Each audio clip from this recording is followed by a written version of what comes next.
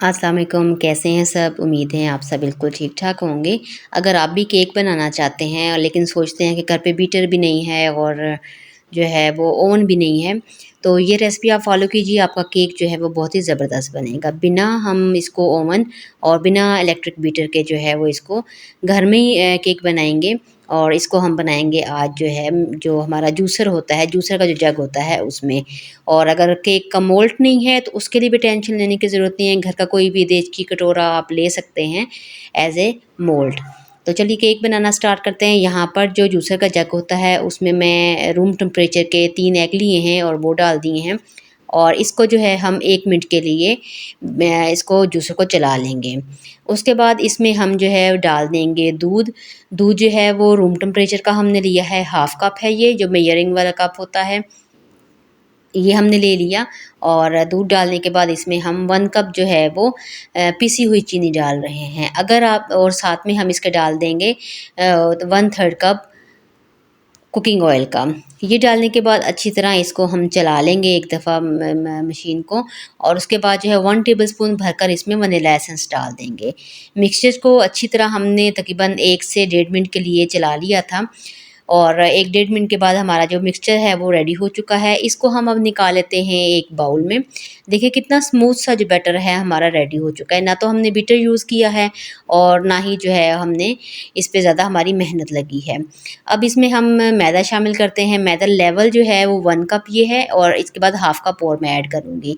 ये 1 कप डालने के बाद इसको अच्छी तरह हम जो है वो मिक्स कर लेंगे ताकि किसी किस्म की कोई गुठली, कोई लम्स इसमें बाकी ना रहें। अच्छा, चीनी का मैं आपको एक टिप बता दूँ, अगर आप साबुत चीनी ले रहे हैं तो पहले आप उसको दूध में डिज़ोल्व कर लें या दूध और अंडे डालकर पहले चीनी को जो जूसर का जूसर है उसमें इतना उसको चलाएँ कि चीनी बिल्कुल जो है उसमें डिज़ोल्व हो जाए। देन आप उसमें ऑयल और वनीला एसेंस डालिएगा। हाफ़ कप हमने इसमें मैदा और डाल लिया है और 1 टेबलस्पून भरकर हमने इसमें बेकिंग पाउडर डाला है। बेकिंग सोडा हम इसमें नहीं डाल रहे। इसको अब अच्छी तरह हम मिक्स करेंगे। मिक्सिंग का आपने बहुत ध्यान रखना है, कोई भी लम्स, गुठली इसमें नहीं होना चाहिए, प्रॉपर ये हमारे पास एक लिक्विड होना चाहिए।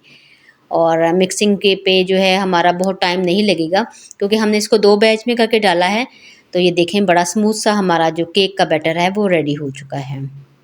इसको हम अब डालते हैं अपने मोल्ड में।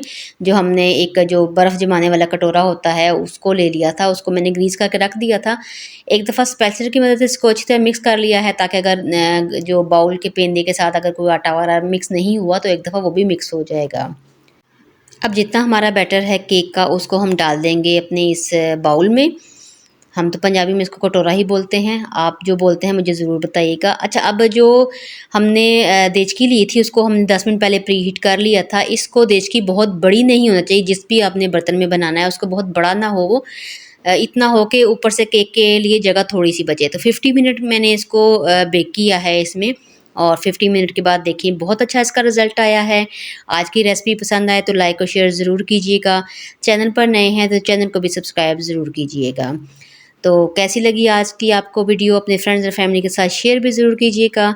तो लीजिए हमारा मज़ेदार सा जो वनीला सिंपल हमारा जो स्पंज केक है वो रेडी है। तो मैं इसको गरम-गरम ही डीमोल्ड कर रही हूँ। आप इसको थोड़ा-सा ठंडा करके कीजिएगा। अब इसका बटर पेपर जो मैंने नॉर्मल एक कॉपी का पेज था वही लिया था, इसको भी हम ऊपर से रिमूव करते हैं और देखें इसका कलर कितना प्यारा आया है। बिल्कुल भी ये ऐसे नहीं लगेगा कि घर पे बनाया हुआ है, सेम इसका टेस्ट जो है वो बेकरी की तरह है। ये देखें बहुत ही सॉफ्ट सा केक रेडी है। तो हम आपसे मिलते हैं किसी नई वीडियो के साथ, जब तक के लिए अल्लाह हाफ़िज़।